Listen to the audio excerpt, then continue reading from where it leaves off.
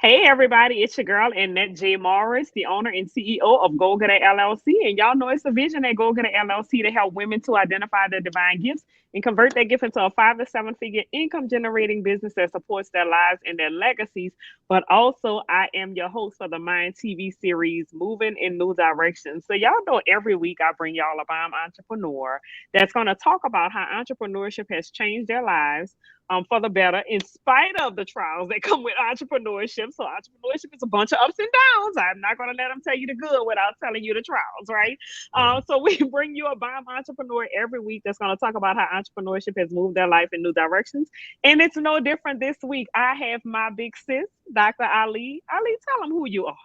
Hi, everybody. I'm a business growth and sales strategist. And I just come out here and help ladies, especially women entrepreneurs, professional women, to get past that shame and move through to where they need to go out there and make some money. Absolutely. So, what does that look like? And because I mean, you've been doing this for a while, right? Yeah, I've been doing it in and out. I've Mm-hmm. been, for some folks know I'm still an audiologist, so I still function as an audiologist out there in the world. And through the process, I just decided to take on the entrepreneurship space. So I made that pivot, like many people out there are possibly thinking about making that pivot. And through the pivots, I got clear in the process.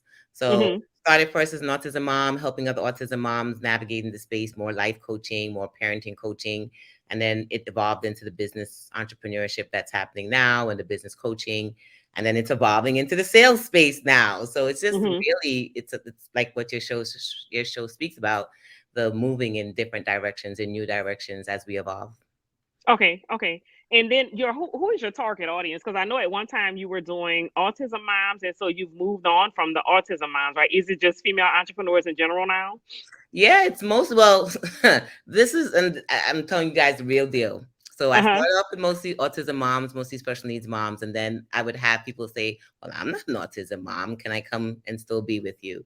Uh huh. I strongly believe in inclusion, not exclusion. So I would let moms come in, and then it started with, "Wait a minute, I'm not a mom, right? I'm a plant mom. I'm a dog mom." Like I started letting in, and I started to realize like half my tribe were not moms. So I Uh went from huh. autism moms to mompreneurs. So now I'm Okay. mostly focusing on other professional women who are in the space like me. Most of them are in the health field, whether they're doctors Mhm. or they're in a caregiving space. And I'm moving Mhm. towards helping them as they navigate their pivot from where they are now in their profession and moving more into creating events and activities so they can monetize that. Okay. All right. So, And yeah. then your what's your profession, because you're still full-time employed as well, right? Absolutely. Yep. I Yes, am. I want people to get this because sometimes we feel pressure to, okay, well, I can't really be successful in entrepreneurship because I work a 9 to 5 or I work a full-time job. So let's talk about your full-time job, your full-time profession a little bit. Tell the audience what you do in your professional capacity. I'm a licensed audiologist and speech language pathologist, so I help individuals with hearing loss and to help them with communication. Okay. All right. And how did you get into that? There weren't that many that looked like us, so I, This is I absolutely true. as clear as possible. I wanted to be a doctor. I thought pediatrician. I got into the special needs world because I started working with individuals with special needs, and then I started to see more about audiologists and speech language pathologists. And I said, hey, that looks kind of fun. I like to talk. I like to listen, and Hmm. that's how I got into the communication space. Okay. All right. And you work with, what's the population you work with in your professional capacity? From 0 to 60. Like I work with mostly kids, and then I have personal clients or private clients that are adults. Okay, that's awesome. So how did it transition over to you working in this entrepreneurship space? Like that is so different. You know what I mean? Like a lot of people would make the transition. Okay, well, I was doing this or whatever, so I just transitioned it into entrepreneurship. You went from being a speech pathologist, working with people with hearing deficiencies, speech deficiencies, into empowering women, female entrepreneurs. Like, how did that even come about? Right? You never really heard the story, right? So this is real life in effect. So I wrote a book about Zachary. Zachary's my son with autism. Through the process of writing about the journey through autism, I began to help more parents with the journey of acceptance and then how to navigate the space with communication. So that's the link. Okay. As I Okay. did that, I created a martial arts program for other autistic kids. So then I became an entrepreneur. I started Okay. having a live in brick and mortar space where we were helping individuals. through that space, I'm one of those people, anything I touch most likely will turn to gold. So Mm-hmm. I did well in that space, and people began to ask, well, what are you doing? What are you doing that's making you successful in this space? So people started asking me business questions, and I would Mm-hmm. share with them. A lot of it had to do with parenting autism and being an audiologist and speech language pathologist, and then the business skills that I learned. So it felt like if God was just aligning different things in my life to happen Mm-hmm. to prepare me for the next level, whichever way He Right. took me. So that's it. Absolutely. Okay, okay. And then you are a genius in the sales space. So let's talk about because one of the things that I'm realizing that entrepreneurs don't realize is the importance of making sure sales is an active component to your business, right? So I'll use, for example, even me, right? I'm just not really comfortable with that. It's not my strength, right? Connecting with the people after the fact, whatever it is, that's my strength, providing the service, but actually doing the sales component is just not my strength. So let's talk a little bit, a little while about sales. Like, what should that look like in entrepreneurship businesses? For entrepreneurs, how often should they be doing it, those type of things? Give us some insight on the sales process. So I was you. I was that chick that did not like to do sales. I'm a beast at what I do in the communication space. I'm a beast at Mhm. helping others out. But when it came to sales, I just was against it. I didn't feel comfortable doing it. Mhm. Through the process, I began to learn that in order for me to have a successful business, I had to get comfortable with it. Correct. So Mhm. I started to realize who I was learning the sales world from were mostly men, and it felt uncomfortable, whatever they were teaching. Once Mhm. I began to really zone into the space of what sales was, and then using my strengths, like I said, my communication background and connecting with people, I realized Mhm. that it doesn't have to be what the world says sales is. We actually get to Mhm. create what we feel more comfortable and create our own blueprint Mhm. using the model of what they may use, and modifying it to what works for you, but it has to Okay. be to work, right? So you can modify Mhm. it, but it has to still be in a space where it's modified and still converts. Mhm. So Mhm. through that space, I began being blessed to be in certain areas with influencers and coaches, dynamic folks out there that were doing multi-million dollar events. Through that Mhm. space, whether it was Steve Harvey, Lisa Nichols, I began to learn that sales was literally just a dignified conversation. I would Mhm. see the difference when people would have sales when it would feel uncomfortable to both the person who's doing the selling and the Mhm. buyer. And I would tell, I'd bring them to the side and I'd tell them the things that I'm seeing, the nonverbal cues, Yeah. the fact that a lot of things that they were missing in the process. Mhm. Through that, I began to create my own system in the process, and Mhm. realized that through that process, I began to convert more in most rooms. So the Mhm. key is first shifting the dynamics of what you feel sales is, Mhm. creating your own blueprint with the support of some sales experts. I'd always say Mhm. get some support because you can shift it, but it may not be the right one. And sales experts can really help you to zone in on language. It can help you learn zone in on the science of sales. Mhm. When you're able to incorporate all of that, then you create your conversion factor, that what will work for you predominantly most of the time. It will feel great for Mhm. you, and it'll feel great for the person who's saying yes on the other end. Okay. Okay, and that's awesome because that's something that's really, really good to know. Simply because, like you said, or whatever, a lot of the ways that we were taught sales should look, the way that sales should look is probably uncomfortable. So it's probably one of the reasons why most people are uncomfortable with the sales process. Mhm. But then just kind of figuring out like how to customize it to make it our own. So, is there any like, if you're a full-time entrepreneur, what do you encourage us to do as far as like a sales strategy? Should we be calling every day? Like, how should we be getting leads? What should that process look We just spoke like? about this we did a 3-day sales challenge, and we were speaking Okay. to some folks about how to incorporate it.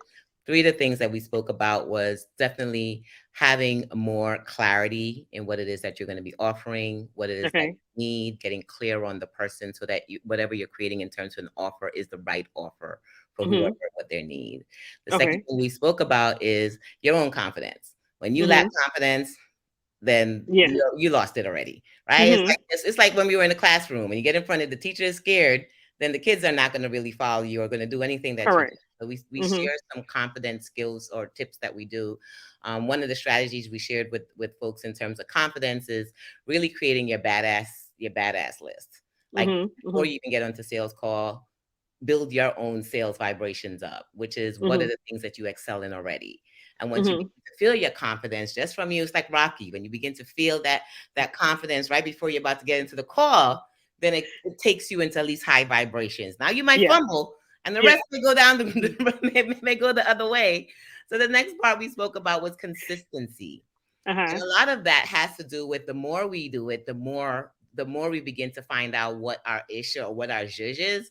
And the more no's we go through, we get to that yes. So a Yeah. lot of us are so uncomfortable with hearing the words no. So Mm-hmm. we do a lot of tapping into what exactly does no mean, how does it shift your dynamics, and then we do a lot of sales practice, which is my favorite thing. I partnered with one of my dynamic sisters. We call ourselves sales sisters now, Mm-hmm. who's been working behind the scene of many major influencers. She just decided Mm-hmm. for us to pair up so we can help more African American businesses and women to get Mm-hmm. past that fear and really help them with the practice part of it. So it's Mm-hmm. something that you do have to practice. It's something that you Yeah. have to do it a few times. And if you have some guidance, we can go over your script with you.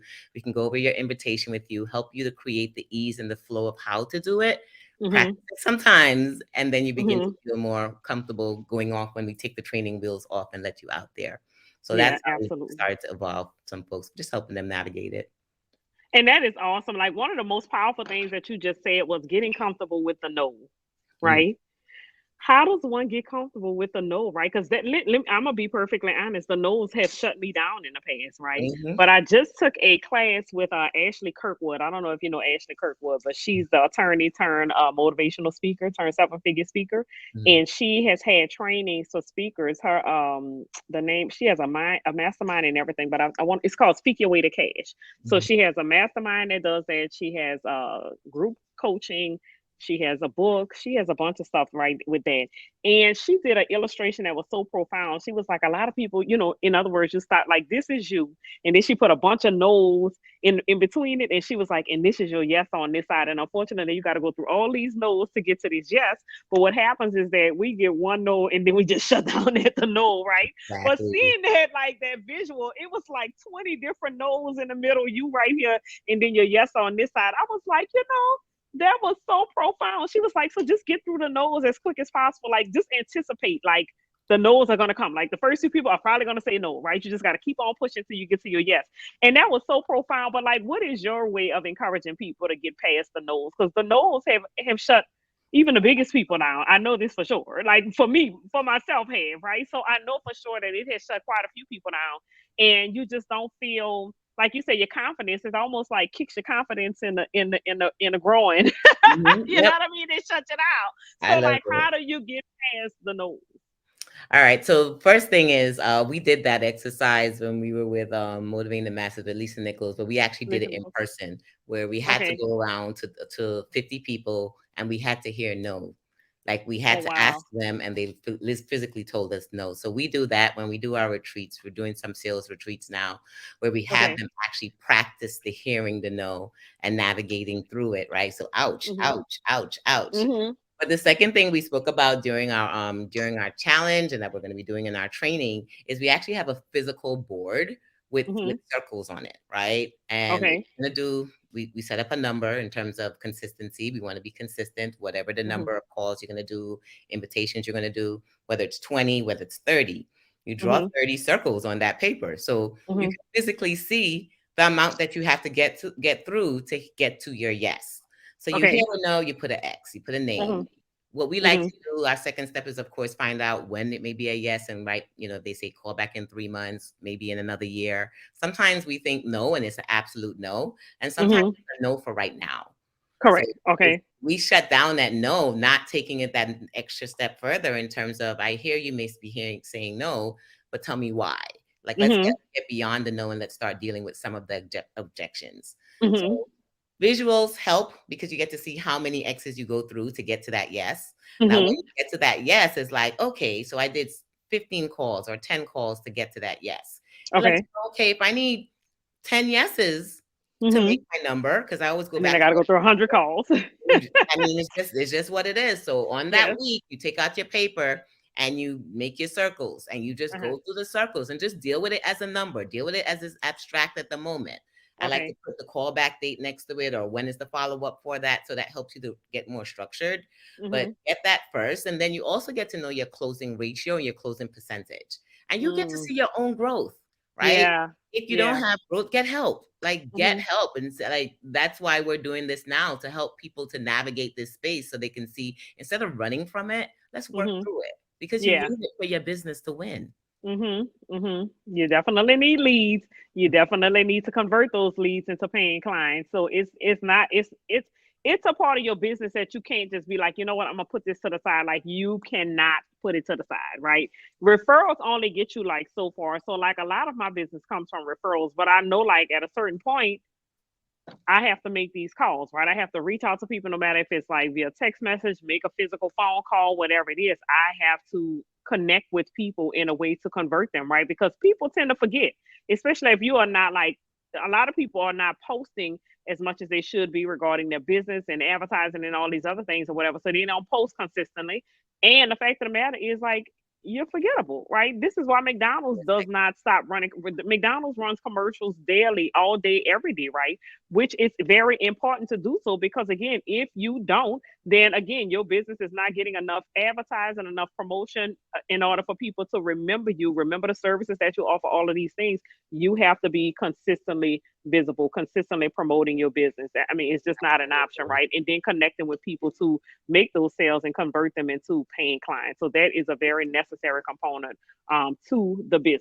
Very necessary. And another thing I like about real events, which is what we're really live events, focusing on live events, virtual events. When you have the people in front of you, then it's less Mhm. calls you have to do, right? So now you Yeah. have Hmm. physical people, and these now count as your circles on your paper. So if you Hmm. have 40 people in the room and you're trying to get your 10% or your 10 of them that say yes, you now Hmm. have a bigger opportunity, an easier opportunity of getting more yeses when you have them physically in front of you or in a virtual Hmm. space or container, right? Hmm. So these Hmm. are the spaces that we want to help people to navigate through. Like some people don't like showing up and doing the marketing as much or the social media as much, although I'm going to tell you, you're kicking yourself in the tail, because that really Yeah. is the easiest and the most affordable, cheapest way Hmm. of marketing, right? Nothing Yes. comes out of your pocket to show up on social media. Be Hmm. strategic with it and lead it into whatever your offer is. Yeah. Hmm. But once you have people in front of you, especially in intimate spaces, which is where I absolutely love working with people, it's helping them with the invitation, helping them Hmm. to navigate the offer, helping them to make sure that we can help the people into their yeses, Hmm. pivoting. That Hmm. part, pivoting when sometimes you have the people in the room and that's not the perfect offer for them at that moment. Are you Correct. willing to pivot and change so that you can meet the needs of those in the room and still get towards whatever your target may have been at the beginning? It just sometimes may be a longer process, um, Hmm. as opposed to immediately and direct at that moment. Absolutely. And so one of the things that I want to ask you about, like we work with people that are multi-gifted, multi-talented, have multiple streams of income in their business. How do you recommend that they move forward with their marketing strategy, right? Because typically when you have so many services, a lot of people are like, which one do I promote? Which one, you know what I mean? And then you don't want to confuse your target audience, but you also want to make sure like you're promoting all of the services and all of the things that you offer. Like, what's your recommendation on that? Absolutely. So my first thing is always highest income generating activity should be Hmm. prioritized, right? Okay. So if you have something that leads towards your highest offer, your highest ticket offer, they may say, you may Hmm. put that in prioritization when you're doing your planning. I'm a big, and just like you, Annette, we're big proponents of planning what's ahead. So Correct. using strategy in terms of where you're placing your offer, the percentage of when you're going to be giving your offer, so that it's landing more opportunity for the higher income generating activity Hmm. offer to be Hmm. positioned first, right? Or to Hmm. be positioned the most, or not even the most, but also positioned at the ideal time and space. So there's all these Hmm. other factors that come into play. Um, Hmm. certain times of the year, certain things are more they're easier to convert because it's just what works for that season. Like all Yeah. businesses should know when are their hot seasons, when are their cooler seasons in terms of their audiences and their buying patterns. So Hmm. there's so many dynamics that goes into this space. That's why we usually say get help. That's why coaches are out there, people who have went through it, who went through the rough times and can now Hmm. share with you the easier ways to navigate it. Hmm. Um, but it's always we use the generating wheel, our income generating wheel, look at the different streams of income, try to manage the one that is bringing in your highest income generating activity so that you can strategize that one and then head down towards the other one. Now, here's the thing about income generating activity. You may have one that's like a 10K program, and it's easier to get about 5 people or 10 people to get your 100K. And then you may have a 1K digital offer, and that may be, it's 1K, but to get to your 100K, you need 100 people to say that. Or you can position it to a place that has access to 100 sales, right? So it's all about strategy. Some people would say it's not necessarily the amount of people you're in front of, but in terms of what is the easiest flow for your life, because that matters too. And then what helps in the dynamics in terms of your buyers' patterns, what helps with navigating that space too. Absolutely, absolutely. So what Dr. Ali is saying, it's not necessarily your high ticket item that you have to push. That's not what she's saying. She's saying your highest income generator. So for some people, even though they have like a high ticket coaching program, so let's just say you have a coaching program that's $30,000, right? And you probably don't, again, if your audience is not a $30,000 audience right now on your social media platform, you want to promote, even because your target audience may be in your following, right? But they're not necessarily your high ticket target audience, right? They may be easier to convert at your membership level. If your membership level is $47 a month, right? If that's your highest income generator, like you're only getting one person at the 30,000, but you can get 200 people at the $47 level, then promote the heck out of that is what she's saying. She's saying the highest income generator, not necessarily your highest ticket item, whatever that may be. So it may be easier for you to convert your audience at a $47 a month level than it is at 30,000, right? Do that and promote the heck out of that until you get to like Richard Branson said, to the double commas or whatever, right? So whatever your goal is for it, if you're at 5 figures and you want to get to 6 figures, continue to promote that until you get to 6 figures. If you're already at 6 figures, you want to get to 7 figures, continue to promote that membership or whatever that is until you can cross over into the 7 figures, right? My thing is just have like one title or one umbrella that you're functioning under and promote under that until you get enough people in that, convert enough to paying clients, and then move on to whatever your other service or whatever your other product is, right? But also make sure whatever your other services or products are on your website, because when people, like, you can lead them and promote to them for one service, but when they go to your website, they can see everything else it is that you have to offer, right? You don't have to talk about cakes today, cleaning the house tomorrow, catering services, this, they, like, you confuse your audience, because at this point they're like, well, what the heck does she do, right? Because she's just all over the place, you know what I mean? So yeah, you don't want to confuse your audience. It's just too much. Like when you see a McDonald's commercial, they're not all of, like, they really talk about like whatever the promo is for that time or whatever. Okay, this the McRib season, you know, whatever it is. But you already know McDonald's has chicken nuggets, Big Mac, you know, all this other stuff. Most of the time, the commercial is focused on whatever the promotion is at that particular time, right? Like right now, you see a lot of Popeyes commercials, and they talk about their fish sandwich and their shrimp box. You know what I mean? Because it's Lenten season, so shrimp box, fish sandwich. That's what they promoting right now because it's Lenten season. So it's the season for that. But you already know when you go to Popeyes, like, they got macaroni, they got chicken sandwich, they got, you know, XYZ or whatever, right? So it's not that they're promoting everything, but they do offer a lot more, right? So you can offer a whole lot, but focus on promoting whatever is going to convert into your highest income generating activity, and then stick to that. So that's what I just wanted you to tell the audience, because I get a lot of people, a lot of my clients come in, well, I offer so much, like, what do I do? Do I talk about this today and that tomorrow? I'm like, no, figure no, please. Yes, figure out what you want to bring people in at, and let that be their entry point. But if you have everything on your website, then they can go to the website and see everything else that you offer, right? But have a focal point where you bring them in the door. Because again, if you offer too much, they don't know what door to walk in, right? So they get confused and they turn around and go where it's easier, where it's easier to support people, right? So you don't want to have people confused or distracted, and then they leave your business and go support somebody else where it's easier to access that person. So thank you, Dr. Ali, for giving that insight, because I know a lot of people are intimidated by sales.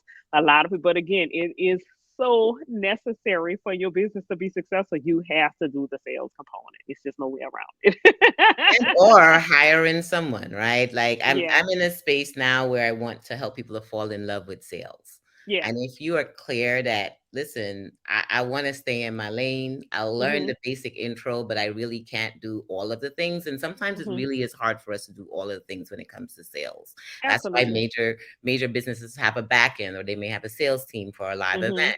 So Mhm. know, where are you in your business, and Mhm. what is it that you want to do? Do you want to be the one that's doing the sales all the time, or do you need to Mhm. bring in help to navigate that space? And Yeah, that's what we absolutely. help people with. Absolutely. Yeah, because we're bringing Dr. Ali to our event. My best friend and I are doing a conference this year at some point, and Yeah. she's going to handle. I'll say, like, we're going to sell from the stage to promote the mastermind and everything that we have going on, but she's going to close the deals at the back of the room, right? Because that's not what we want to do during our conference. So a lot of times you just have to hire people in their strength and allow them to do what they're good at doing, and you do what you're good at doing, and everybody is happy. Everybody wins at the end of the day. That's the Everybody ultimate wins. goal. Yes, yes, yes. So you have anything else coming up, Dr. Ali, that the audience needs to hear about? What don't I ever have coming up? I'm always going to lead people into our retreats, masterminds. We're at the space now where three times a year we're going to be helping individuals who or businesses who need help with their sales department. So we're going to be Okay. doing that at the retreats. We're going to help them Mhm. with the invitations. We'll help them with creating their events if they need support with that part, and just really help them to navigate the invitations, the practicing, the cost of their offer. Is it the right season, like we just spoke about? When are the best times to position your offer? Help them Mhm. with the client's journey, where they come in and where we're taking them through. And what I've noticed is that because it's so much to do, sometimes it's hard to do it only on our VIP calls. So what we Okay. started doing is positioning our mastermind weekends also like that. Also Mhm. disguises our retreat, because I like doing it next to water. I feel Yeah. there's something about planning water, and I mean planning money and business when it's around water. Water. Less There's less chaos, there's less scarcity feelings. There just is a space of abundance. So Mhm. we have two coming up. We'll have one in July. Our April one is closed, so next one's going to be in July, and the following one will be in September, October. And are these in Aruba? Those will be in Aruba. We are also going to be doing two different locations this year. So Okay. we'll have mastermind weekends for those who want to do smaller. Those will always be done in Aruba for those who need. We have our clients that need smaller, more individualized Intimate. attention. So Mhm. we focus on those. And the bigger retreats, one will be, we're thinking St. Lucia, and the other Okay. one we're for our internal tribe. So far, they're both voting on the Maldives, but we'll see where we go with that one. Oh wait, if y'all go to the Maldives, make sure you include me. Okay, I just want to put that out there. Yeah, absolutely. We got you. Yeah. So tell the audience how they can follow you and stay in touch with you, Dr. Ali.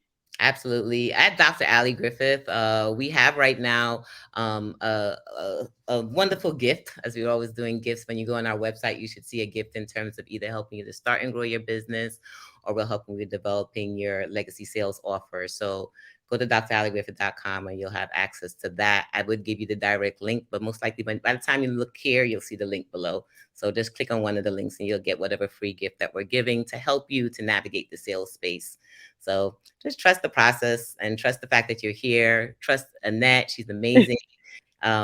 She gives amazing strategies in terms of building businesses, multiple generating activities, multiple generating streams. So keep sending people this way, keep listening, and definitely send some clients her way. See who she needs to help.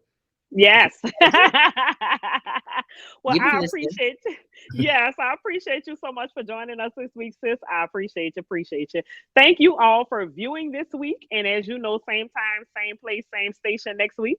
I'm going to bring you another bomb entrepreneur that's going to talk about their journey to entrepreneurship and how it has also helped to move their lives in new directions. So until next week, see y'all later. Bye. Welcome to Go Getter University. It's the home and a one-stop for entrepreneurs teaching all things entrepreneurship. We have courses ranging from how to start a business, how to start a nonprofit organization, to how to generate your first 10K consistent month, on to grant writing. Anything that you want to learn about entrepreneurship, it is in Go Getter University. Follow us at www.goalgetteruniversity.com to register.